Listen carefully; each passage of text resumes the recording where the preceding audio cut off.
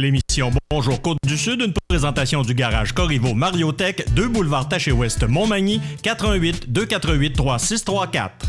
Sous la bannière Autoplace Maître Mécanicien, le garage Corriveau Mariotech maintient sa réputation sur le service depuis plus de 60 ans. Vous avez besoin de nous, nous sommes là pour vous. 24 heures par jour, 7 jours semaine, le garage Corriveau Mariotech, 248 36 34. Les Caisses Desjardins de Montmagny-Lillet, fiers partenaires de l'émission Bonjour Côte-du-Sud. Les Caisses Desjardins de Montmagny-Lillet, fiers partenaires de l'émission Bonjour Côte-du-Sud. Tous ensemble, nous contribuons à faire rayonner des milliers de jeunes. Desjardins, toujours là pour faire briller la jeunesse. Vendredi 5 juin 2020.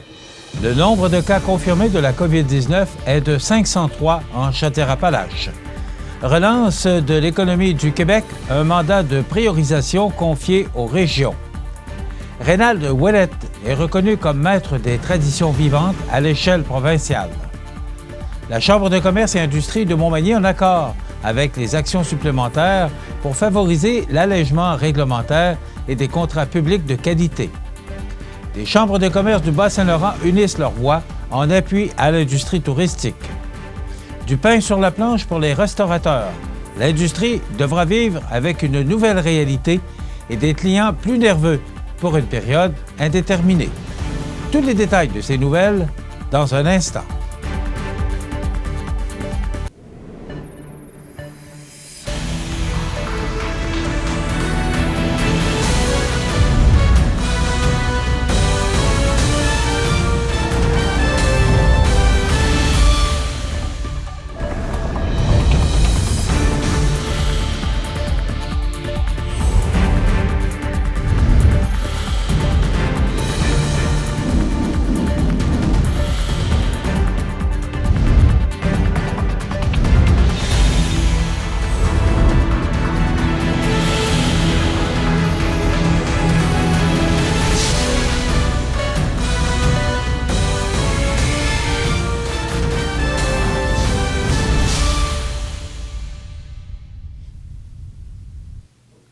Bonjour, Mesdames et Messieurs.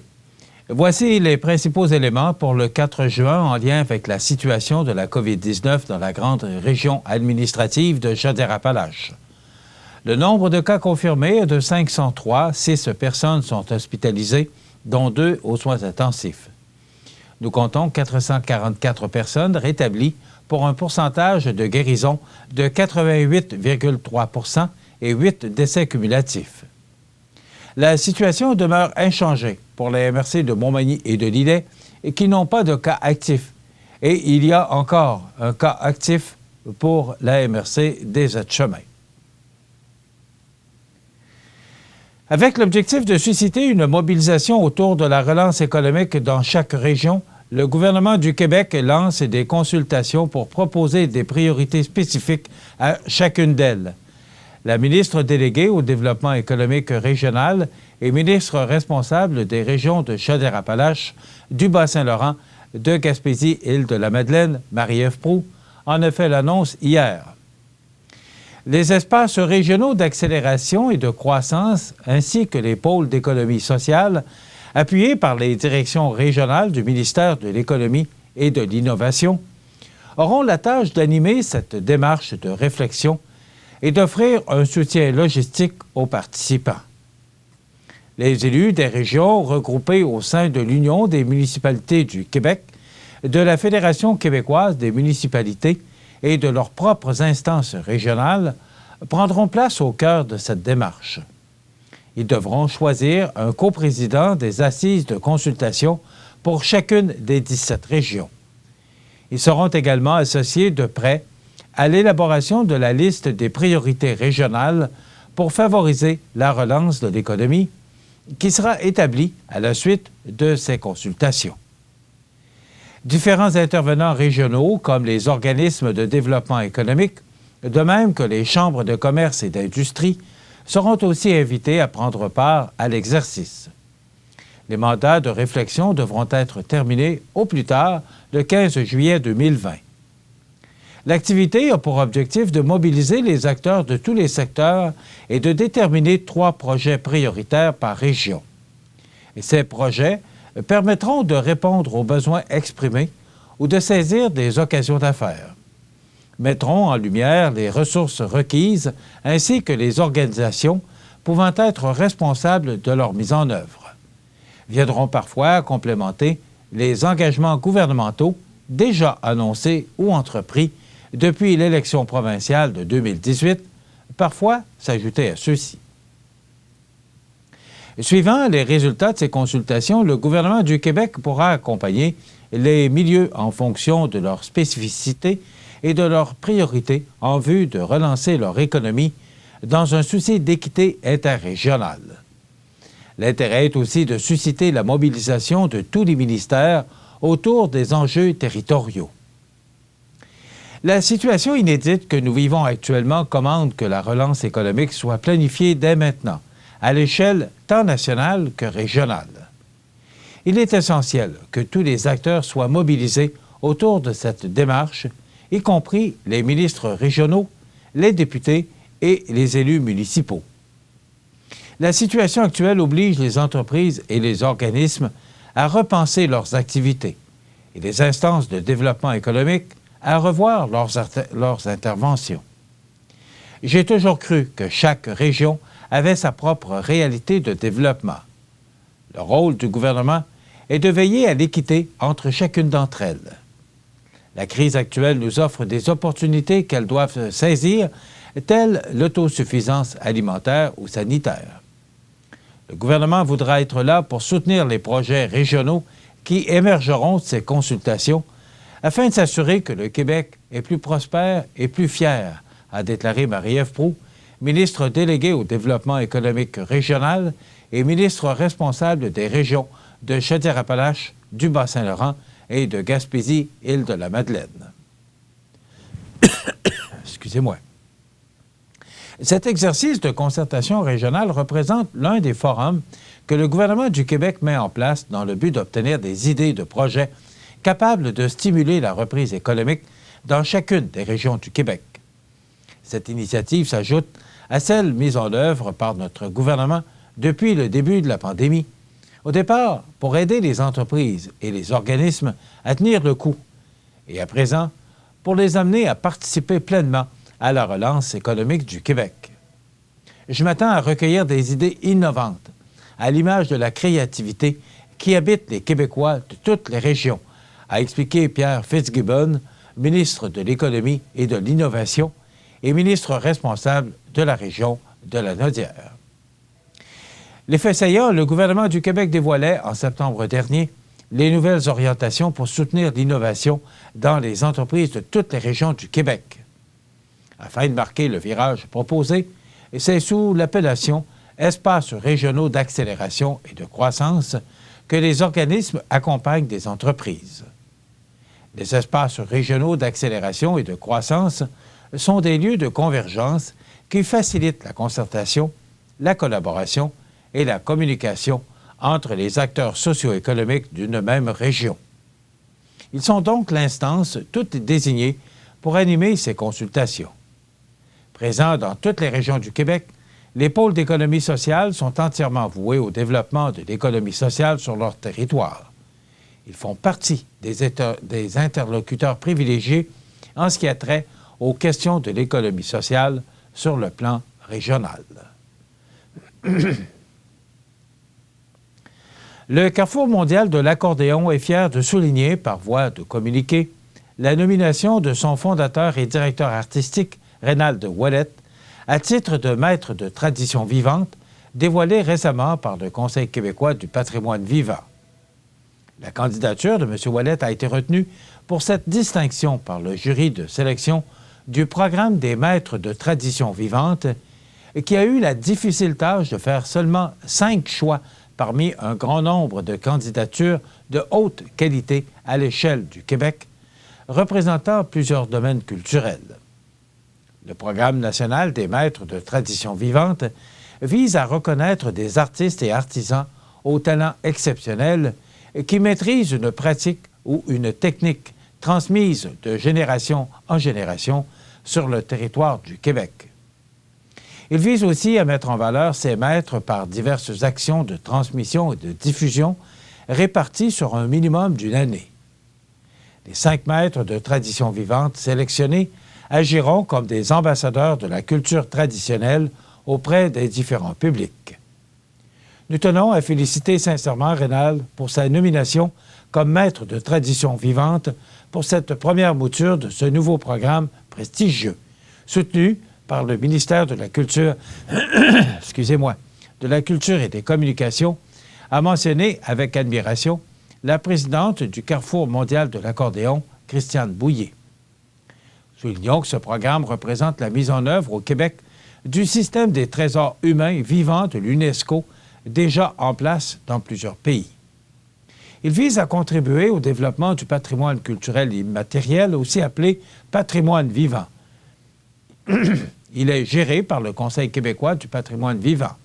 Les maîtres de tradition vivante sont des personnes qui possèdent à un haut niveau les connaissances et le savoir-faire nécessaires pour interpréter ou recréer des éléments spécifiques du patrimoine culturel immatériel. Les maîtres de tradition vivante sont des porteurs de tradition et des médiateurs du patrimoine vivant tels que définis dans la Charte des compétences du médiateur du patrimoine vivant.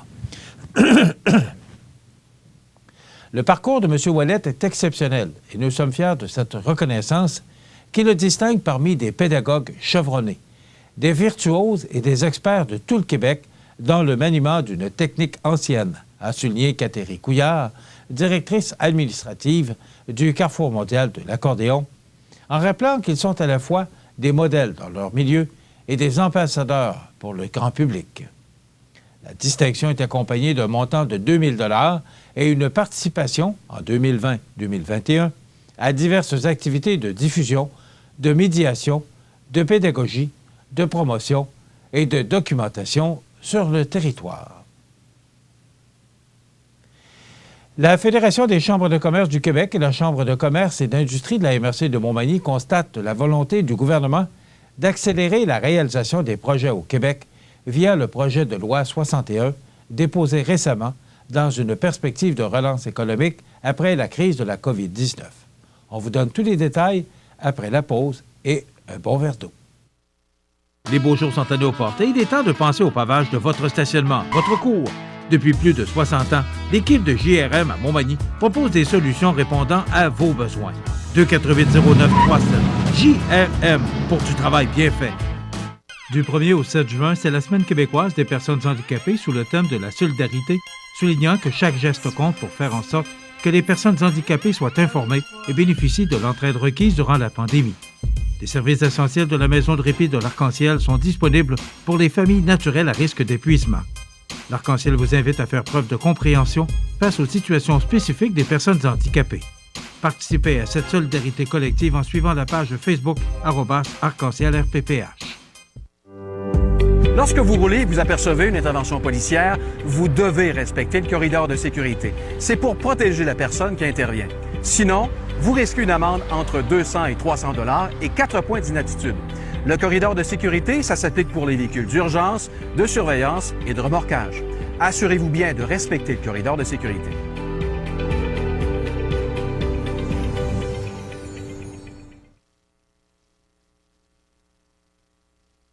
Vous regardez le réseau de télévision C'est ma TV.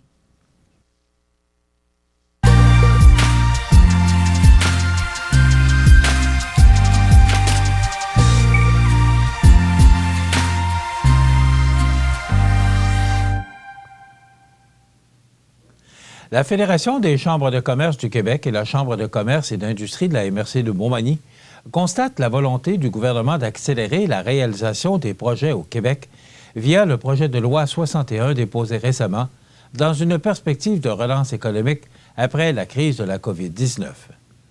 Elles soutiennent également que des modifications réglementaires importantes sont attendues à court terme pour atteindre ces objectifs partagés par la communauté d'affaires. L'accélération des projets publics et l'allègement des processus entourant la loi sur la qualité de l'environnement sont des principes auxquels nous croyons également. On retrouve dans le projet de loi des dispositions législatives représentant des opportunités de déposer rapidement des modifications réglementaires pour les contrats publics, a affirmé Charles Millard, président-directeur général de la Fédération des chambres de commerce du Québec. La Fédération des chambres de commerce du Québec et la Chambre de commerce et d'industrie de la MRC de Montmagny examinent avec grand intérêt la liste exhaustive des projets d'infrastructure dans l'ensemble des régions du Québec, notamment pour les maisons des aînés, en éducation, ainsi qu'en transport et en mobilité durable. Les entreprises québécoises peuvent contribuer à cet effort collectif qui permettra de créer de la richesse. Cela dit, il faudra leur donner tous les leviers nécessaires pour pouvoir le faire correctement. Selon nous, ceci passe notamment par une modification des critères d'octroi des contrats publics, a poursuivi Charles Milliard. La Fédération des chambres de commerce du Québec et la Chambre de commerce et d'industrie de la MRC de Montmagny prennent acte de l'article 50 du projet de loi venant déterminer des conditions applicables en matière de contrats et de sous-contrats publics. Elles demandent au gouvernement de présenter, le plus rapidement possible, les projets de règlement ou des indications du Conseil du Trésor afin que l'octroi des contrats publics mise désormais sur des critères de qualité, d'innovation, d'expertise et de durabilité plutôt que le plus bas prix conforme. Aussi, la Fédération des chambres de commerce du Québec et la Chambre de commerce et d'industrie de la MRC de Montmagny souhaitent que ces mesures deviennent permanentes et ne soient pas réévaluées après une période de 2 ans. Les prochaines modifications réglementaires devraient également favoriser la concurrence chez les entreprises et l'achat local autant que possible. Les critères d'octroi des contrats publics devraient faire l'objet d'une modification rapide afin de limiter les coûts générés par leurs formes actuelles, a ajouté Maître Annie-Pierre Labrie, présidente de la Chambre de commerce et d'industrie de la MRC de Montmagny. Afin d'aider les entreprises pour la relance, la Fédération des chambres de commerce du Québec a fait de nombreuses propositions en matière d'allègement réglementaire. Avec l'article 36 du projet de loi, elle constate que le gouvernement se donne là aussi les moyens d'appliquer plusieurs de celles-ci. Des allègements aux règles entourant la permis ou les permis et la livraison d'alcool pourront être introduits, ce qui aidera grandement les secteurs de la restauration et du tourisme notamment. Nous souhaitons également voir le gouvernement apporter une réduction du nombre d'autorisations demandées dans plusieurs secteurs touchés, comme le permet la loi, a précisé Charles Milliard. Les secteurs miniers et forestiers bénéficieraient grandement de potentielles simplifications administratives. Par ailleurs, la Fédération des chambres de commerce du Québec et la Chambre de commerce et d'industrie de la MRC de Montmagny tiennent à rappeler qu'il est nécessaire de ne pas introduire ou d'appliquer de nouvelles réglementations contraignantes pour les entreprises durant les prochains mois, car les effets de la crise continueront à se faire sentir. Elle suggère l'importance d'une pause réglementaire dans tous les secteurs de l'économie. La présente situation est une opportunité à saisir puisque ces modifications favoriseront la participation des entreprises au contrat de l'État québécois. C'est une demande attendue depuis plusieurs années par le milieu d'affaires et qui permet également de répondre à une recommandation importante du rapport de la commission Charbonneau, a conclu Charles Milliard. La ministre du Tourisme, Mme Caroline Proulx, annonçait la semaine dernière la première phase du calendrier du déconfinement concernant l'industrie touristique québécoise. Un grand soulagement pour l'ensemble de l'industrie que les chambres de commerce bas-laurentiennes ont salué pour ce premier pas vers une reprise graduelle.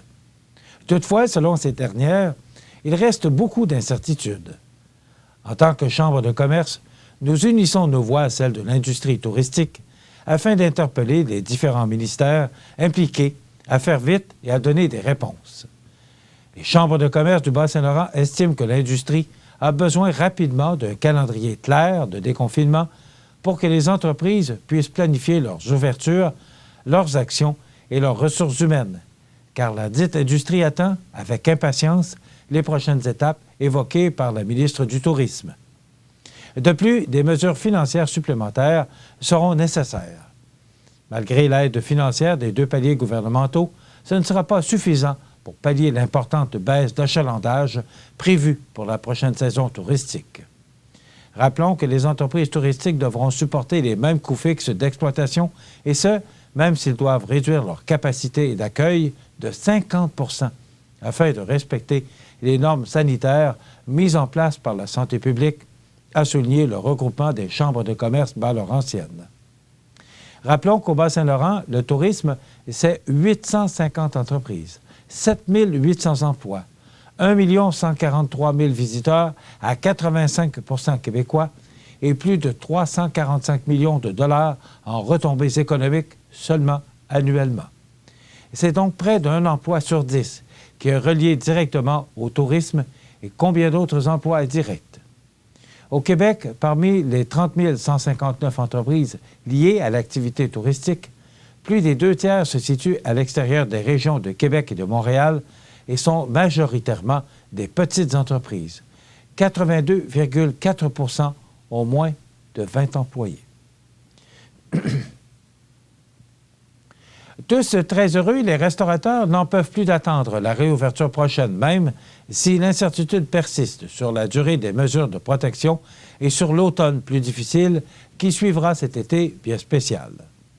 Selon le Journal de Québec, au Archibald de Sainte-Foy, le directeur général associé, Ivan Weldel, a trouvé extrêmement pénible cette pause forcée de 3 mois après un quart de siècle passé dans l'effervescence de l'industrie.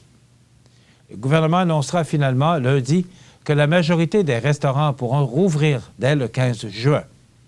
Un peu partout, les gros établissements vont certainement bénéficier d'un avantage lors du réaménagement de l'espace. Même chose pour ceux avec une terrasse plus grande que la moyenne. La terrasse va être un enjeu. J'ai 180 places dehors. J'aimerais bien étirer de 40 places encore, un peu sur le stationnement. Le téléphone a déjà sonné 2 fois pour des gens qui voulaient réserver le 15 juin, explique l'ancien cycliste olympique. Beaucoup de travail reste toutefois à faire d'ici cette date puisque les lignes de bière en fût, l'eau, les gaz et les frigos ont tous été fermés depuis le mois de mars. À l'inverse, de petits restaurants gastronomiques de 20 ou 30 places vont peut-être souffrir davantage. Le chef François Blais croit d'ailleurs s'en tirer un peu mieux avec le bistrot B de quartier que l'Arvie dans les Moilous.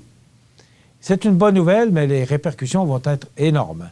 C'est déjà un peu tard pour plusieurs.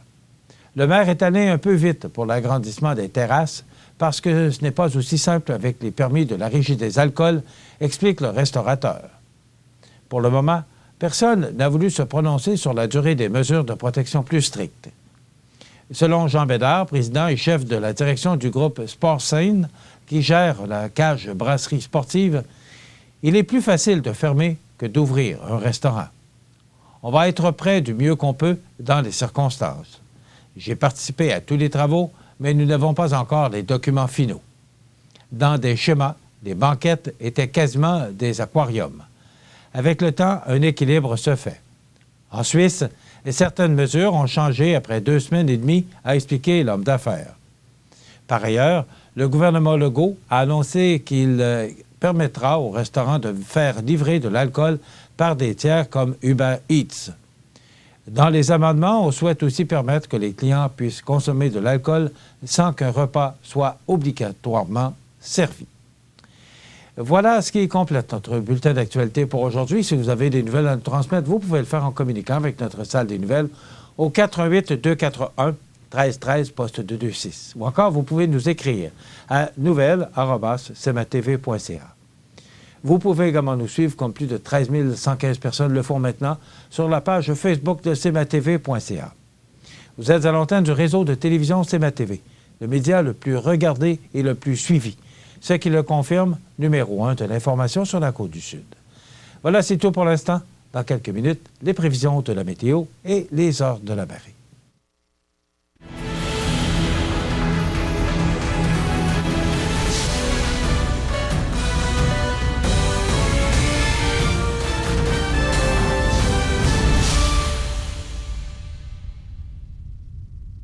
Les Caisses Desjardins de Montmagny-Lillet, fier partenaire de l'émission Bonjour Côte-du-Sud.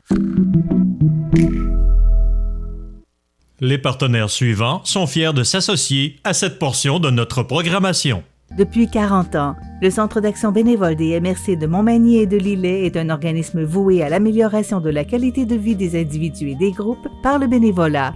Le Centre d'action bénévole valorise ceux et celles qui désirent s'impliquer, répond à des besoins par divers services à la collectivité en développant de nouveaux groupes de bénévolat et assure des services directement à notre communauté. Le Centre d'action bénévole des MRC de Montmagny et de Lillet. À Montmagny, 248 72 42. Je suis née au Québec il y a 45 ans. À seulement 10 ans, j'avais déjà visité 27 pays. Depuis, j'ai consacré ma vie à changer le monde et à aider les femmes et les enfants. Je suis Oxfam Québec. Pour mes 45 ans, mon souhait est que nous vainquions ensemble la pauvreté. Alors, une très belle journée en ce jeudi du 3 juin. C'était beau, c'était chaud, très venteux, très, très venteux. Mais quand même, somme toute, une belle journée. Encore une fois, aujourd'hui, nous connaîtrons une belle journée. Regardons d'abord l'image radar qui nous présente une masse nuageuse là, au nord du Saguenay, là, plutôt dans la région de Dolbeau-Mistassini. Et également quelques petits nuages dans la région de Baie-Comeau. Mais pour le reste, là, c'est un ciel dégagé. Quelques petits nuages éparses qui survolent le ciel sud-côtois. C'est bien dit, hein? Eh, que je parle bien. Donc, ça résume en ce vendredi du 5 juin, du temps généralement ensoleillé, vent devenant du sud-ouest de 20 km/h en mi-journée, maximum de 27 degrés pour Montmagny-Lillet, 25 pour la Pocatière, 23 pour Saint-Paul, 25 pour Saint-Pamphile et 28 pour Lévis. Ce soir et la nuit prochaine, partiellement nuageux, devenant nuageux après minuit, suivi d'averses. Risque d'un orage au cours de la nuit, avec des vents devenant du nord-est à 20 km/h au cours de la nuit, ce qui va considérablement refroidir les températures, avec un minimum de 11 pour la nuit prochaine. Demain, samedi, averse, risque d'un orage en après-midi avec des vents du nord-est de 30 km/h avec des rafales à 50. Donc, ce sera là une journée pluvieuse, des orages frais pour demain samedi, avec un maximum de 13 degrés pour Montmagny-Lillet et 10 pour Kamouraska. Pour la nuit de samedi à dimanche, de la pluie avec un minimum de 9. Et pour dimanche, de la pluie intermittente. On nous parlait de soleil, mais ça a changé alors qu'on nous prévoit maintenant de la pluie. Donc, une fin de semaine maussade, là, du moins, c'est ce que Environnement Canada nous prévoit, avec un maximum de 16 degrés pour dimanche. Et bien sûr, le retour du soleil pour lundi, avec un maximum de 18 degrés. Donc, pour les gens qui travaillent, qui ont congé en fin de semaine, là, il faudra trouver d'autres activités. Pour mardi, c'est du soleil avec un maximum de 19. Mercredi, alternance de soleil et de nuages avec un maximum de 25. Et pour jeudi, alternance de soleil et de nuages avec également 25 degrés. On a enregistré un 24 degrés en 2009 et un 1,8 degrés en 2000. Hier, aucune précipitation reçue. Il a fait 22,7 degrés comme maximum hier et 10,1 degrés comme minimum la nuit dernière. La pression barométrique est à 100,9 kPa. La tendance est à la hausse. L'humidité est à 67 %. Les vents soufflent actuellement de direction sud-est à 10 km/h. Il fait 14 degrés sous un ciel variable. Maintenant, les heures de la marée. Elle était haute à 5h18 ce matin, basse à 12h22 et de nouveau haute à 17h49 ce soir. Voilà, ça complète les prévisions de la météo pour ce vendredi du 5 juin.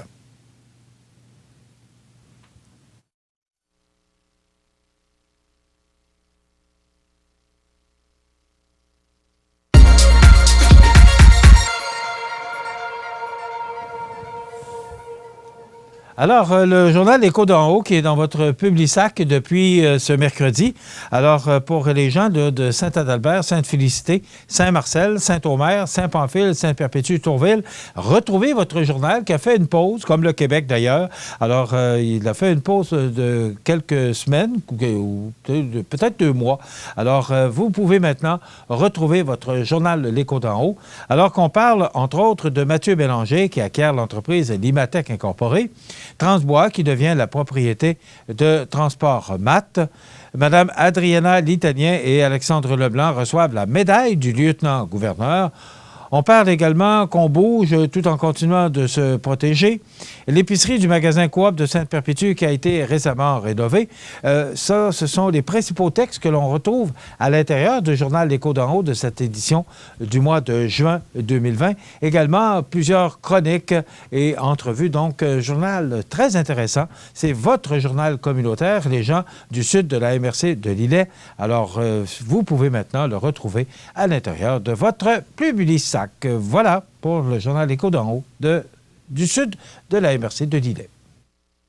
Toute l'équipe de la Clinique dentaire Montmagny, 63 boulevard Taché-Ouest, est heureuse d'informer sa clientèle que la Clinique dentaire sera ouverte tous les lundis soirs de l'été. La Clinique dentaire Montmagny, 63 Taché-Ouest, 88 248 21 75. On vous attend. Vous regardez le réseau de télévision C'est ma TV. Les anniversaires IGA vous sont présentés par votre magasin Coop IGA Extra de Montmagny, qui vous rappelle que bien manger, ça commence dans votre magasin Coop IGA Extra de Montmagny. Venez vivre la différence à votre magasin Coop IGA Extra de Montmagny. C'est aujourd'hui le vendredi 5 juin 2020 et c'est le temps de souhaiter bon anniversaire à nos jubilaires de ce 5 juin. Eh bien, bon anniversaire à Isabelle Labrec, c'est de la part de votre belle-sœur Monique. Bonne fête Isabelle Labrec en ce 5 juin. Bon anniversaire aujourd'hui à Chloé Baudouin, c'est de la part des Tantines Bossé. Alors, bon anniversaire Chloé Baudouin, aujourd'hui 5 juin. Bonne fête à Maxime Cahouette, c'est de la part de sa mamie Janine. Alors, bonne fête Maxime Cahouette aujourd'hui, le 5 juin. Bon anniversaire à Julienne Deladurantais de Gervaise qui voulait souhaiter à Julienne un jour spécial et une année de santé. Donc voilà, le message est fait. Alors c'est Gervaise qui vous lance ce message de joyeux anniversaire, Julienne Deladurantais. Voilà, ça complète pour ce vendredi 5. Demain, 6 juin, bon anniversaire à Nancy Landlois-Bossé. C'est de la part des Tantines Bossé et de sa filleule Frédéric. Alors, bon anniversaire Nancy Landlois-Bossé demain, le 6 juin. Bon anniversaire demain à Mme Rose Emma Fortin de la résidence Manoir Saint-Louis. On a vu cette semaine sur la page Facebook de la résidence des gâteaux offerts aux jubilaires, aux fêtés de la résidence, parce qu'on ne passe jamais sous silence les anniversaires à la résidence Manoir Saint-Louis. Donc, le 6 juin, c'est l'anniversaire de Mme Rose Emma Fortin. Bon anniversaire, M. Guy Lacombe, qui aura 90 ans demain. Alors, bon anniversaire, M. Lacombe, c'est de la part de Céline et André. Alors, bonne fête, Guy Lacombe, 90 ans demain. Bon anniversaire à Coralie Pelletier, qui aura 4 ans demain. C'est de la part de Sylvain Olivier, tante Guylaine et mamie Lise. Donc, bon anniversaire, Coralie Pelletier, 4 ans demain. Demain, ce sera l'anniversaire à ma nièce, que j'aime beaucoup. Alors, Frédéric Montmini, qui soulignera son 43e anniversaire déjà, Frédéric. Le temps passe vite. Alors, bonne fête, Frédéric Montmini, demain, le 6 juin.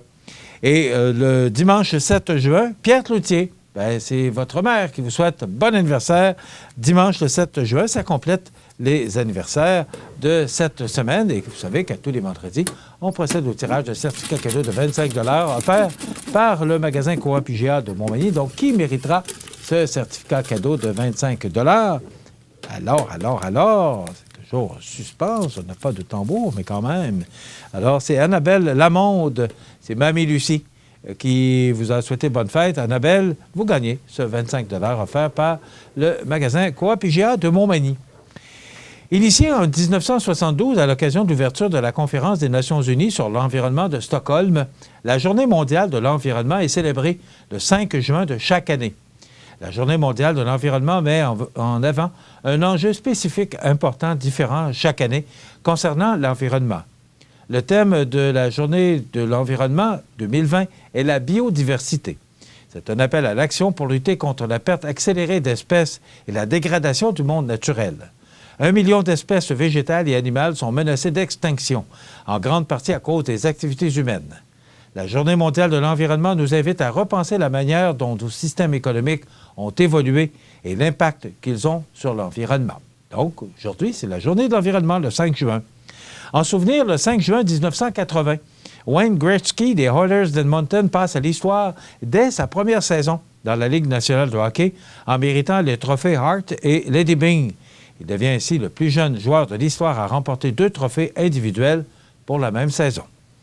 Les anniversaires, André Lacroix, ex-hockeyeur professionnel, natif de Lauson. Il a joué, entre autres, dans la MH et la LNH de 67 à 79. Il a 75 ans aujourd'hui.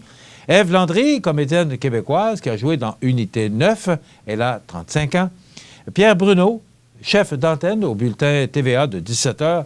Il a 68 ans aujourd'hui, M. Bruno. Sébastien Lefebvre, membre de Simple Plan, 38 ans. Mark Wahlberg, acteur américain, 49 ans. Et Joe Clark, premier ministre du Canada, qui n'a fait que passer, c'est le cas de le dire, de 79 à 80. Il a 81 ans aujourd'hui. Et les disparus de ce 5 juin, Isabelle Dubé, 36 ans, de Cap-Saint-Ignace, athlète de vélo de montagne, attaquée par un ours grizzly dans les montagnes rocheuses à Canmore, en Alberta. Ça s'est passé le 5 juin 2005. En 2018, Kate Spade, 55 ans, née Catherine Noël Bonachan, styliste américaine qui a créé son entreprise Kate Spade en 2018. Elle est décédée en 2018. En 2017, Andrew Cunningham, 67 ans, acteur anglais, marionnettiste, ventriloque et écrivain. En 2016, Jérôme Brunner, 100 ans, psychologue américain pour la psychologie cognitive. En 2006, Eric Craig, ex-arbitre des Ligues majeures de baseball. En 2004, Ronald Reagan est le 40e président des États-Unis de 81 à 89. En 2003, Manuel Rosenthal, 99 ans, compositeur et chef d'orchestre français. Et en 2002, Didi Ramone, 50 ans, bassiste du groupe The Ramones. Voilà, ça complète les anniversaires. Dans quelques instants, la chronique santé avec Daniel Lachance. On parlera d'insomnie, la nouvelle positive et pour les gens du câble, souvenirs et nostalgie. Bien sûr, José Soucy sera avec nous pour les grands titres de l'actualité. Je vous souhaite une bonne émission. Desjardins et ses membres sont toujours là pour faire briller la jeunesse. Les jeunes ont des rêves, des ambitions, des projets. Et les Caisses Desjardins de Montmagny-Lillet sont fiers de les soutenir et de les faire rayonner. Desjardins, toujours là pour faire briller la jeunesse. Vous regardez le réseau de télévision C'est ma TV. Je vous souhaite la bienvenue à cette chronique santé en compagnie de notre pharmacien Daniel Lachance, propriétaire des pharmacies Uniprix Santé au centre-ville et Uniprix aux Galeries Montmagny. Daniel Lachance, bonjour. Bonjour. Daniel, aujourd'hui, il y a 2 semaines, on a parlé de dépression, anxiété. Mm-hmm. On a parlé que les causes, pour des fois réaliser peut-être qu'on fait une dépression ou qu'on fait de l'anxiété, l'insomnie. Mm-hmm. Quand on dort pas. Me semble, les nuits sont longues, hein, pas juste à Winnipeg. Là. Non. Pierre Lalonde disait qu'il était long à Winnipeg, mais quand on dort pas, c'est long. Et c'est là qu'on se met à broyer du noir. Ça peut arriver, en fait. Tout ça est interrelié. J'aurais hésité si j'en parlais en même temps que la dépression et l'anxiété, mais ça peut être relié comme ça peut ne pas l'être. Puis l'insomnie est tellement un problème extrêmement fréquent, mais pour différentes causes et puis ayant différentes conséquences, que je voulais en parler de manière dans une chronique là, seule. Donc, c'est ça, mais c'est un problème extrêmement fréquent. Là. Beaucoup de gens ont de la difficulté à dormir, et plus l'âge avance, plus c'est là, évidemment. Pour des fois... C'est pas supposé être l'inverse? Ils disent que plus on vieillit, plus on veut dormir? En fait, c'est que c'est différent. Le cycle du sommeil change avec l'âge. Puis beaucoup de gens vivent pas bien avec ça parce qu'évidemment, souvent, si on tombe avec l'âge qui avance, les gens vont avoir tendance à dormir plus souvent, moins longtemps.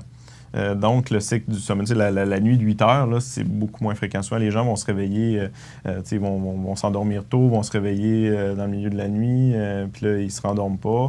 Puis là, ils veulent absolument dormir. Fait que là, ils en parlent à leur médecin, ils veulent des médicaments pour dormir, mais tu sais...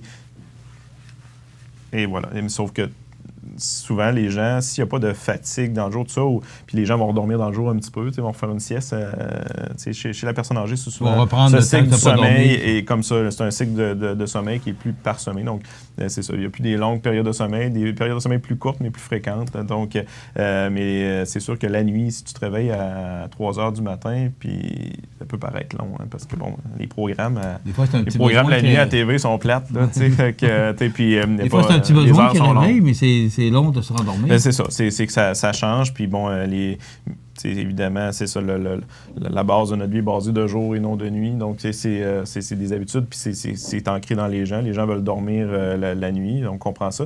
Sauf que des fois, en voulant trop intervenir, on fait plus nuire que... On va en parler, là, mais on fait plus nuire que d'autres choses, là, dans le fond, au niveau du sommeil chez la personne âgée. Ceci dit, dans l'insomnie, il y a plusieurs causes d'insomnie. Ça peut être aussi une conséquence. On a parlé de dépression, d'anxiété. Dans le fond, pour ces gens-là, l'insomnie peut être une conséquence de leur pathologie, dans le fond, parce que, bon, dans la dépression, on peut avoir, oui, de l'hypersomnie ou de l'insomnie. Dans le trouble anxieux, évidemment, quelqu'un qui est très anxieux, que le hamster tourne tout le temps, bien évidemment, ça peut amener à de l'insomnie, qui est un des symptômes hyper fréquents du trouble anxieux. Et puis là, on parle de dépression et de troubles anxieux séparés, mais évidemment, quelqu'un qui est très anxieux, qui fait de l'insomnie, qui accumule une fatigue, on peut développer des symptômes dépressifs chez une personne qui a un trouble anxieux. Donc, des fois, ça se côtoie. Hein. C'est pas toujours nécessairement séparé. Hein. Un et l'autre peuvent se côtoyer. Mais évidemment, ça amène beaucoup d'autres problèmes aussi au niveau physique. Là. Le corps a besoin de récupérer, a besoin de dormir. Donc, toutes les conséquences s'en suivent. Donc, dépression et anxiété peuvent être des causes d'insomnie. Et l'insomnie peut être aussi une cause aussi de dépression et d'anxiété. Donc, parce que la nuit est lequel a causé l'autre. La nuit est une période pour avoir des idées noires? Ou... souvent, pour les gens anxieux, je dirais... Tu ne peux pas rien faire, là, c'est la nuit. Exactement, mais souvent, là, on a toutes des périodes anxieuses dans la vie, des projets, ça roule beaucoup, puis là, on se réveille la nuit, puis on pense à ça. Tout est toujours pire la nuit. En tout cas, moi, dans mon cas, quand je me réveille la nuit puis que je pense à les affaires, on voit toujours les scénarios un petit peu plus négatifs. Là. Je sais pas si c'est comme ça pour tout le monde, mais en tout cas, dans mon cas, c'est ça. Je vais te dire que moi, c'est pareil. C'est souvent ça la nuit. Donc, mettons que c'est pas une bonne période pour essayer de régler des choses dans notre tête. Autant il y en a qui se lèvent, j'ai déjà entendu, ils se lèvent, ils écrivent leurs affaires, puis ils vont se recoucher après, puis parce qu'ils veulent pas oublier, puis finalement, ils essaient de virer ça d'une manière positive. Mais en tout cas, dans mon cas, moi, la nuit, c'est jamais là que je vois les choses de la manière la plus positive. Pourtant, je suis quelqu'un d'assez positif dans la vie, mais bon. Donc, c'est ça. Par contre, il y a d'autres causes d'insomnie, pas juste l'anxiété ou la dépression. Des fois, il y a tout simplement des gens qui ont un trouble avec leur cycle du sommeil. Ils sont pas anxieux, ils dorment pas, mais ils savent pas pourquoi. Soit ils s'endorment, ils se réveillent en plein milieu de la nuit, ils se rendorment pas. Tout ça. Des fois, il y en a qui n'ont pas besoin de grosses nuits de sommeil. Hein. Pour eux, ils vont se réveiller à 4 heures du matin en s'étant couchés à 10 heures. Puis s'ils n'ont pas de fatigue diurne, s'ils n'ont pas de fatigue dans la journée, puis qu'ils fonctionnent bien, des fois, ça arrive que c'est juste qu'eux, ils fonctionnent comme ça. Fait que c'est pas nécessairement un problème. Le gars Richard, pareil, il a besoin de 4 heures, puis il est correct. Il y a des gens qui sont faits comme ça. Par contre, si ça amène une fatigue, un manque de concentration dans la journée, que les gens ils sentent pas bien, mais là, c'est un problème. Dans le fond, donc là, il faut évidemment, si c'est chronique, il faut intervenir. Il y a aussi, évidemment, les gens qui voyagent beaucoup, décalage horaire. Donc, qui est une cause d'insomnie. On peut amener ça aussi, les gens qui travaillent sur des chiffres différents, comme les infirmières policiers, qui des fois font du jour, soir, nuit, évidemment, qui changent toujours leur moment de sommeil. C'est vraiment difficile. Évidemment, ça peut amener de l'insomnie, mais évidemment, si on change toujours notre moment où on s'endort, c'est vraiment pas facile, puis c'est pas des situations faciles non plus à traiter, parce que surtout si les gens ils varient leurs habitudes, souvent, le corps vient tout mêler. Là. Le cycle du sommeil, il déphase. On peut rapporter ça aussi dans le décalage horaire, c'est un peu le même principe. Donc, il peut être une cause d'insomnie pour les gens qui voyagent beaucoup, soit pour le travail ou pour le loisir aussi. Mais sauf que c'est moins dramatique là, quand on voyage une fois et qu'on a un décalage, puis le loisir, habituellement, on est capable de bien récupérer. On sort ça assez vite, mais tu parlais des policiers ou des gens qui travaillent de nuit à différents chiffres. C'est sûr qu'à un moment donné, ça finit que... Prendre le beat, là. C'est pas évident. C'est pas évident. Là, puis, on sait que des fois, ça peut avoir des impacts sur la santé aussi. Là, donc, c'est d'autres causes possibles d'insomnie. Puis, comme on disait, l'insomnie est reliée à l'âge, mais qui, des fois, n'est pas nécessairement problématique. Mais chez les gens, on va intervenir beaucoup. Évidemment, Si on en vient, insomnie qui est causée par la dépression ou un trouble anxieux, évidemment, on peut des fois donner des médicaments pour aider à dormir, mais moi, je m'en venais à la question, base, ouais. il faut traiter le trouble anxieux ou la dépression, évidemment. Il n'y a pas de danger d'habitude? Ah oui, il y en a, mais ça, là, on va en venir. Ça devient, c'est ça. Mais dans le fond, par contre, si on parle de somnifères ou tout ça, chez l'adulte en bonne santé, mais qui a un trouble dépressif ou un trouble anxieux, des fois, pour reprendre un petit peu le dessus, ça peut être utilisé, puis ça peut être sécuritaire de l'utiliser si c'est utilisé de la bonne manière. Ce qu'on veut toujours éviter, tout médicament pour l'insomnie peut devenir une béquille psychologique, qu'il y ait une dépendance physique ou non. Beaucoup une certaine dépendance physique. Nativant, Cerax, Valium et compagnie ont tous un certain niveau de dépendance physique, mais encore plus une dépendance psychologique pour les gens qui le prennent régulièrement. Ça devient une béquille. Et ils ont peur de ne pas dormir s'ils n'ont pas leur pilule, s'ils sont habitués. Puis on sait que les médicaments pour l'insomnie, Ativant et compagnie, si c'est utilisé plus de 4 semaines de manière régulière, sont plus efficaces, mais les gens sont dépendants. Donc, au niveau de l'efficacité pour l'insomnie, ça ne fonctionne plus. Mais les gens sont pris avec, parce que là, s'ils l'ont pas, en plus, ils ont un sevrage physique. Puis, en plus, ils ont peur de ne pas dormir s'ils ne l'ont pas. Donc, on tombe dans un pattern. Donc, faut que ça peut être utilisé, mais normalement, d'une manière, pour l'insomnie, il faut que ça soit utilisé d'une manière ponctuelle et pas régulière. Donc, quelques nuits, une fois de temps en temps, là, une couple de fois par semaine, reprendre le dessus, mais passer une bonne nuit, mais de manière idéale, il faut travailler différemment sur notre insomnie. Encore plus chez la personne âgée. Là, une part très importante de personnes âgées prennent les médicaments de la famille de type Cerax de manière régulière. Ce qui devrait, dans le fond, puis souvent, ils ne veulent pas l'arrêter.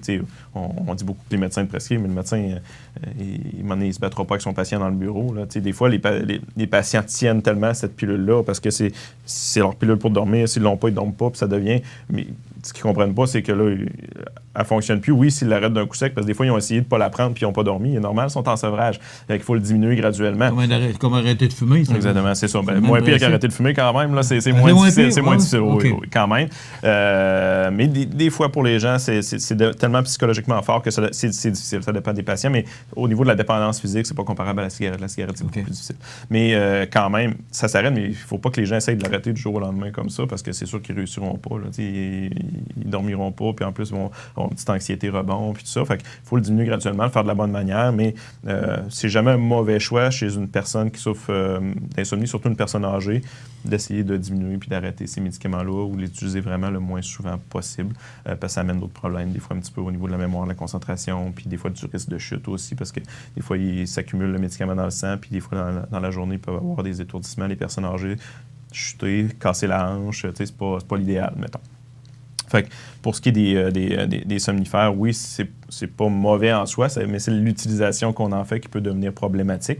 Mais pour les gens qui ont un trouble anxieux ou une dépression, ça peut être un traitement d'appoint temporaire pour donner une petite chance au moins pour dormir, pour essayer de récupérer, parce que si on ne dort pas, comme on l'a dit, ça n'aide pas au niveau de nos symptômes anxieux, puis la dépression, puis l'énergie dans le jour.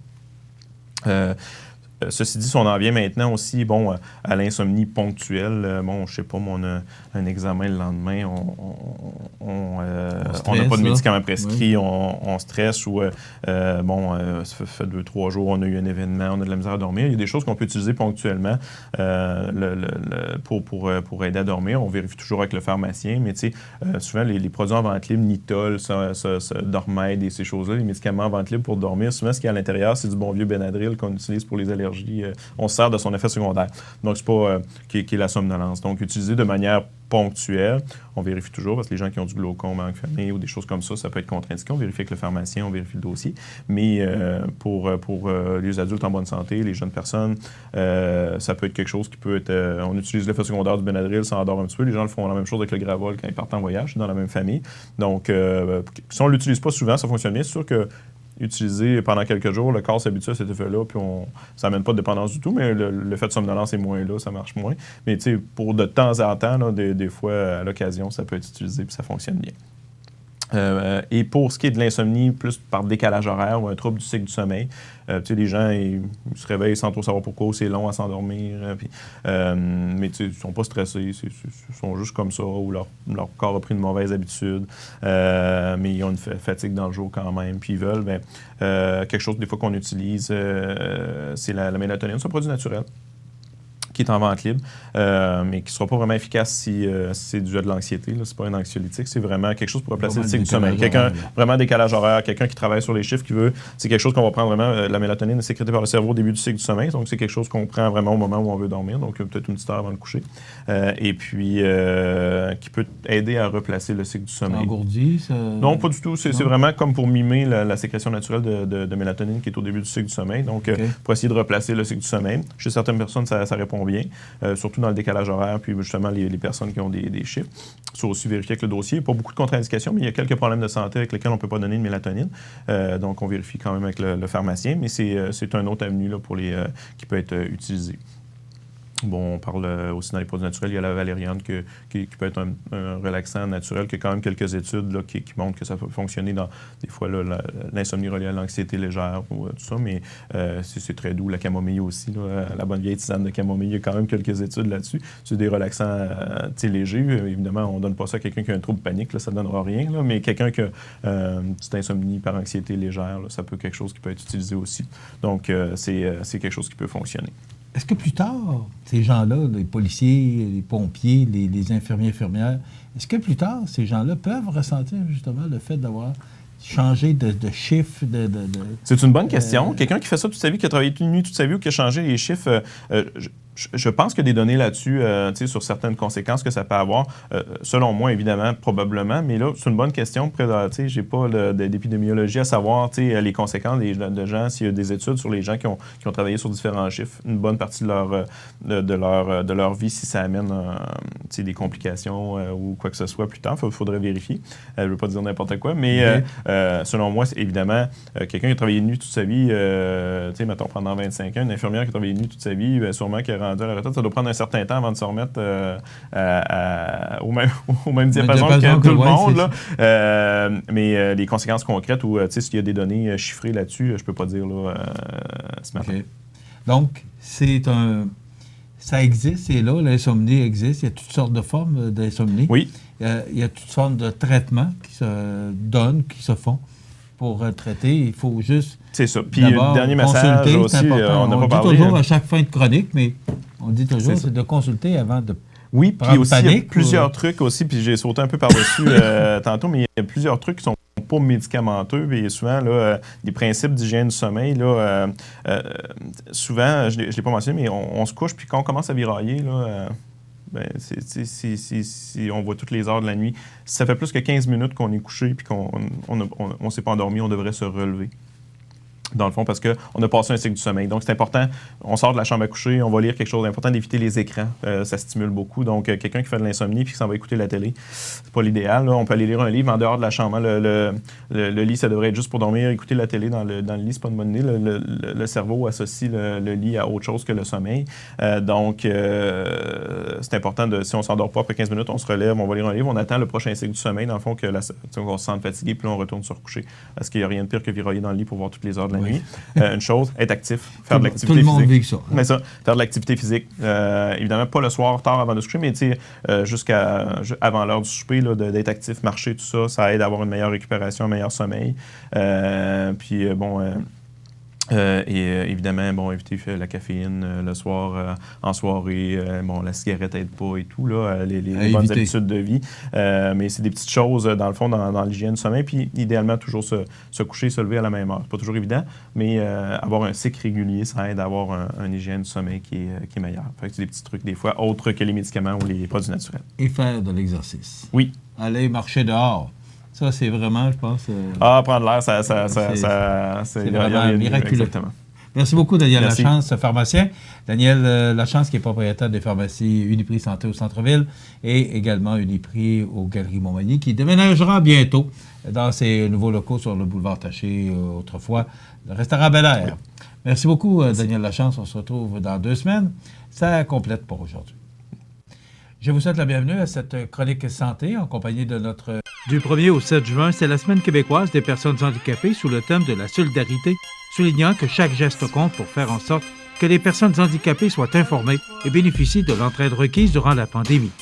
Les services essentiels de la Maison de répit de l'Arc-en-Ciel sont disponibles pour les familles naturelles à risque d'épuisement. L'Arc-en-Ciel vous invite à faire preuve de compréhension face aux situations spécifiques des personnes handicapées. Participez à cette solidarité collective en suivant la page Facebook @arc-en-ciel-rpph. Alors, la nouvelle positive de ce vendredi 5 juin, un premier café interculturel virtuel pour la CDC ici Montmagny-Lillet. Un projet pilote de café qui a ouvert ses portes virtuelles sur le groupe Facebook de la CDC ici Montmagny-Lillet.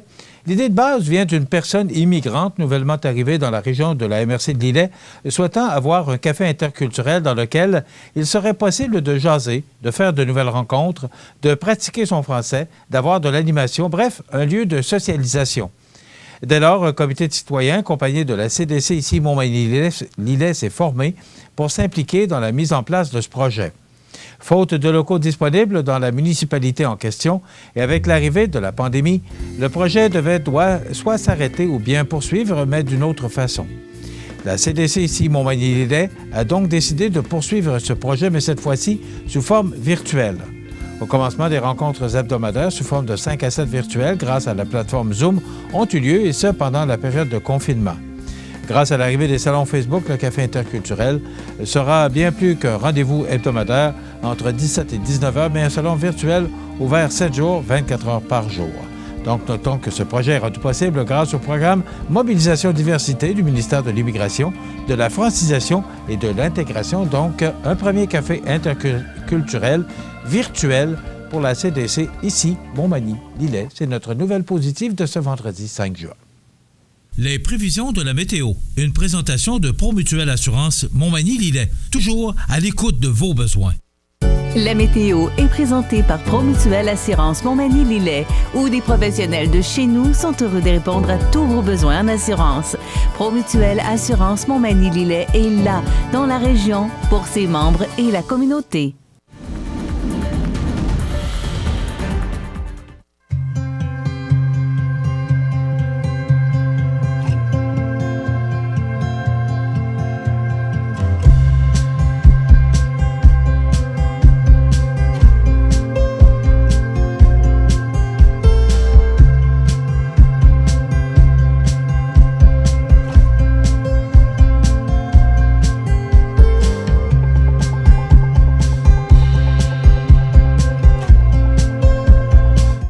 Les partenaires suivants sont fiers de s'associer à cette portion de notre programmation.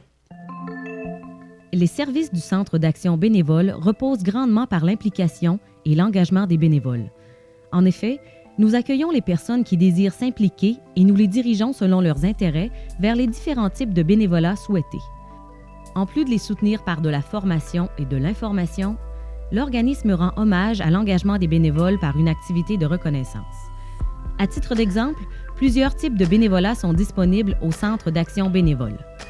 Bénévoles accompagnateurs aux rendez-vous médicaux, bénévoles aux visites d'amitié, bénévoles à la clinique Impôt, bénévoles auprès de prothèses capillaires, bénévoles accompagnateurs en soins palliatifs et fin de vie. Moi, actuellement, je fais du bénévolat à fin de vie. J'aimerais ça, c'est très enrichissant au point de vue personnel. Vous ne savez pas c'est quoi qu'on peut donner, puis qu'on peut être très apprécié en les personnes qui sont en fin de vie.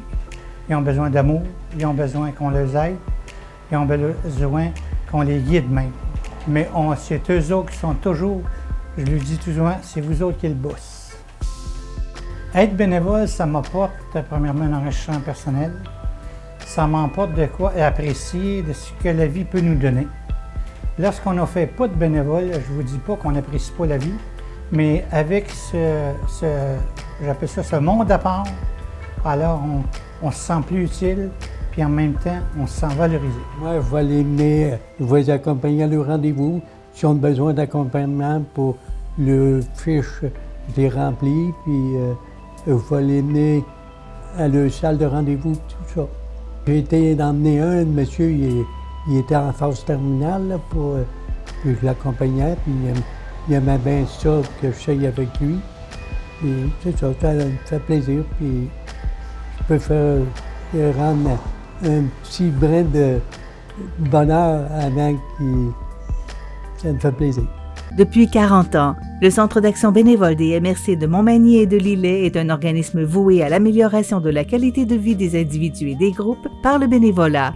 Le Centre d'action bénévole valorise ceux et celles qui désirent s'impliquer, répond à des besoins par divers services à la collectivité en développant de nouveaux groupes de bénévolat et assure des services directement à notre communauté. Le Centre d'action bénévole des MRC de Montmagny et de Lillet. À Montmagny, 248 72 42. Le Centre d'action bénévole soutient le programme Vie active. Ce programme offre des activités physiques, cognitives et sociales aux personnes de 50 ans et plus afin de les encourager à demeurer actifs et en santé. Les routines Vie active sont conçues par des professionnels de la santé et sont animées par des bénévoles formés. Elles sont de niveau débutant, intermédiaire et avancé. Les routines peuvent être faites en position assise ou debout. Pour moi, animer la vie active, c'est une satisfaction personnelle. Je trouve que c'est un moyen de garder nos aînés en forme le plus possible. Et je leur dis souvent que pour moi, c'est toujours un plaisir de les accompagner dans leurs exercices. Il y a aussi le programme Vie active adapté qui est conçu pour les personnes en légère perte d'autonomie. Ce sont des exercices de groupe adaptés et sécuritaires, accompagnés de jeux de mémoire et d'observation. De plus, différentes activités de plein air sont aussi offertes. Marche musclée, vélo, raquettes et encore plus. Enfin, le programme Vivre en équilibre à nous de jouer est composé de 12 ateliers qui visent à sensibiliser les participants du réseau Vie active aux différentes façons de s'adapter aux changements liés au vieillissement ainsi qu'aux événements marquants de la vie. L'animation de ces ateliers se fait sous forme d'activités éducatives telles que des sketchs, jeux questionnaires, rallyes, etc. Vous regardez le réseau de télévision C'est ma TV. Le réseau de télévision C'est ma TV vous présente les avis de décès. À la résidence Dumas de Saint-Pamphile, le 31 mai 2020, à l'âge de 90 ans, est décédée Mme Ursule Miville, épouse de feu M. Fernand Leblanc, fille de feu M. Joseph Wilfrid Miville-Deschaines et de feu Mme Emilia Miville. Une cérémonie, réservée aux membres de la famille immédiate seulement, aura lieu dans l'intimité, suivie de l'inhumation au cimetière de Saint-Pamphile. La famille tient à remercier très sincèrement Mme Dominique Dumas de la résidence Dumas, Mme Céline Lebel et M. Claude Leblanc de la résidence Lebel-Leblanc de Sainte-Perpétue, les infirmières Mme Nathalie Gauvin et Marie-Claude Lavoie, la préposée aux bénéficiaires Mme Dominique Guillemette, ainsi que tout le personnel de chacune de ces résidences et du CLSC de Saint-Pamphile pour leur dévouement et la qualité des soins prodigués avec amour, empathie et respect. Vos témoignages de sympathie peuvent se traduire par un don à la fabrique de Saint-Pamphile. La direction a été confiée à la maison funéraire Laurent Normand, 115 rue Saint-Louis, Montmagny. Aux familles éprouvées, la direction et le personnel du réseau de télévision C'est ma TV offrent leurs plus sincères condoléances. Vous regardez le réseau de télévision C'est ma TV. Pour donner un coup de pouce aux entreprises d'ici, les marchands et coopératives IGA de chez nous lancent le défi 1 pour tous, tous plus 1. Ajoutez au moins un produit d'ici à votre panier et pour chaque produit vendu, les marchands IGA remettront 10 sous aux banques alimentaires. Avec des millions de paniers IGA qui franchissent nos portes chaque semaine, ce sont des millions de produits d'ici de plus qui seront achetés. De la part de la plus grande famille de marchands du Québec, on vous dit 1 pour tous et tous plus 1. IGA, vive la solidarité. La Pointe Auto annonce qu'en plus de son atelier mécanique, on reprendra la vente de voitures. Cependant, la Pointe Auto se doit de respecter les consignes et la prise de rendez-vous par téléphone au 248-8899 serait la meilleure solution. La Pointe Auto à Montmagny vous remercie de votre compréhension.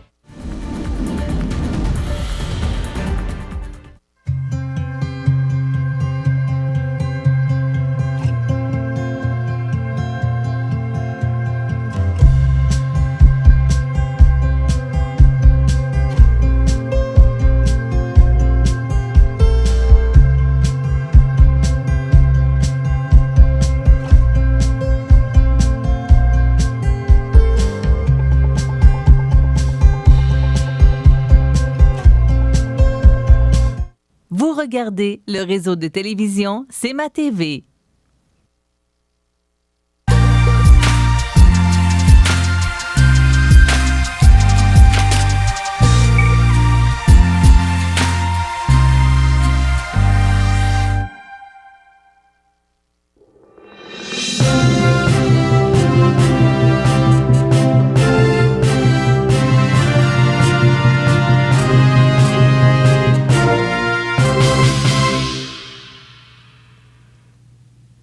Alors voilà, les grands titres de l'actualité de ce 5 juin. José Soucy, bon matin. Bon matin, Michel, comment vas-tu? Ah, c'est vendredi. Ça arrête pas de bien aller? Moi, j'adore faire faire cette émission, mais le vendredi, c'est pas pareil. Avec, vendredi, c'est vendredi pour tout le monde. Puis, on a bien du plaisir à faire cette émission. Là, on a des nouvelles positives. Les restaurants vont ouvrir le 15 juin, puis on attend... encore la nouvelle pour les bars et surtout les salles de conditionnement physique en ce qui me concerne. J'ai réellement hâte. José, tu dis nouvelle positive, là, mais quand on pense à toutes les restrictions, les consignes qu'ils devront respecter, on voyait hier quelques images. J'écoutais le bulletin de Radio-Canada là, sur l'heure du souper. Et les gens, imagine-toi, les gens travaillent aux cuisines avec des masques. T'as-tu pensé que déjà, c'est chaud? Et en plus, c'est qu'on travaille avec des masques. Moi, j'ai de la misère à croire qu'il peut y avoir des virus sur la plaque chauffante. En tout cas. Mais tu sais, le gouvernement qui, avec la crise de la COVID-19, qui se prend de plus en plus de pouvoir, on l'a vu hier ou avant-hier, avec la volonté de déposer le projet de loi c'est aux communes 61. C'est-à-dire qu'on veut prolonger à 2 ans les mesures d'urgence sanitaire au Québec, alors que l'épidémie est sur la fin. C'est très questionnable. On a vu les partis d'opposition à Québec se lever, je pense avec raison. Mais la meilleure est arrivée hier matin à Salut Bonjour. Jean, si tu veux juste mettre à l'écran la photo où on donne des conseils pour la chambre à coucher. Le gouvernement qui nous dit comment on devrait fonctionner dans la chambre à coucher. Port du masque pendant la relation sexuelle. Limiter le nombre de partenaires, éviter les baisers et le sexe oral, prendre une douche avant et après le coït et nettoyer toutes les surfaces que vous avez touchées. On est rendu là. Tu sais, le gouvernement, je pense qu'il devrait peut-être prendre un petit pas de recul et s'occuper, excuse-moi le terme, des vraies affaires que de prendre du temps et de l'argent des contribuables pour nous arriver avec une telle folie. Hey, on est des adultes, là. Je pense qu'on est capable de gérer nos chambres à coucher sans que le gouvernement intervienne. C'est d'un ridicule consommé, Michel. Ça a fait le tour de Facebook, des réseaux sociaux hier. Forage en mer exempté, il n'y a pas de commentaire. Forage en mer exempté d'une évaluation environnementale à Terre-Neuve. Oui, on parle de 100 forages. Écoute, la crise de la COVID-19, qu'est-ce que les gouvernements font? Ben, ils s'approprient certains pouvoirs puis ils passent certaines étapes. Donc, il n'y aura pas d'études environnementales pour les forages. Et tu comprends que ça fait bondir également certains partis d'opposition à Ottawa, notamment le Bloc québécois, surtout M. Blanchette qui dit que alors que les gens sont prêts avec la COVID-19, qu'il y a des émeutes aux États-Unis, ici, ben, on en profite pour essayer de faire accélérer des dossiers ou je te dirais des projets qui n'ont pas l'appui de la communauté, c'est-à-dire qu'il y a des étapes à suivre et on ne les suivra pas parce qu'on aurait une urgence, selon Ottawa, d'aider Terre-Neuve qui a de la difficulté. Alors, c'est ce qu'on vit présentement. Hein? Je veux dire, lorsqu'il arrive une crise, ben, nos gouvernements cherchent à s'approprier certains pouvoirs et ça commence à crier un peu à la population, dans la population, dirais-je, parce que c'est pas dans les règles traditionnelles parlementaires. On veut une transparence de nos gouvernements et là, nos gouvernements, que ce soit fédéral ou provincial, qui commencent à jouer un peu aux mauvais élèves, selon moi, parce qu'il faut toujours suivre les règles. C'est pas parce qu'on est dans la crise de la COVID-19 qu'il n'y a pas des problèmes environnementaux, Michel. Oui. On parle de 100 forages, là, quand même. Il y a également, on voit dans le Journal de Québec ce matin, en page titre, on dit que les fraudeurs de PCU, la prestation canadienne d'urgence, se multiplient. Et bar ouvert pour les fraudeurs, on le savait. Et même, je me souviens que M. Trudeau avait dit attention parce qu'on va vous avoir à l'œil. Mais là, ce qu'on a fait, c'est qu'on a distribué l'argent, puis on a dit après ça, puis je me souviens que M. Trudeau a fait un point de presse là-dessus, avait dit quand sera le temps, on pourra voir s'il y en a qui ont vraiment fraudé. Ça prend combien de temps? Parce qu'on a tout ça de voyage, José, aujourd'hui, pour voir. Oui, je le sais, mais ça va prendre combien de temps à vérifier tous les demandeurs de la PCU? Ça veut dire que nos rapports d'impôts, qui va les vérifier? Je veux dire, à un moment donné, il va manquer de personnel pour tout faire ça. Là, je comprends qu'on a voulu aider du côté d'Ottawa, mais en même temps, on est rendu à 260 milliards de déficit uniquement pour l'année 2020. Puis je te rappelle qu'on est au mois de juin, là, à la moitié de l'année. Ça veut dire que l'année n'est pas terminée non plus. Hein? Donc, oui, on peut y avoir les gens là. Ils vont sûrement en prendre quelques-uns, mais si tu veux chasser le naturel, revient au galop, un être humain, ben, il voit une opportunité. Ça, on appelle ça l'après-COVID. Exact. Merci, José, pour cette semaine d'actualité. Merci à Jean Carbonneau à la réalisation. Merci à tous nos chroniqueurs qui sont là toutes les semaines. Merci à vous. Et lundi, on reçoit Mme Claire Ouellette et Mme Denise Côté du Centre d'action bénévole de la MRC de Montmagny et de la MRC de Lillet. C'est très intéressant. C'est le 40e anniversaire. Donc, soyez là lundi. Je vous souhaite une bonne fin de semaine pluvieuse, semble-t-il. À lundi.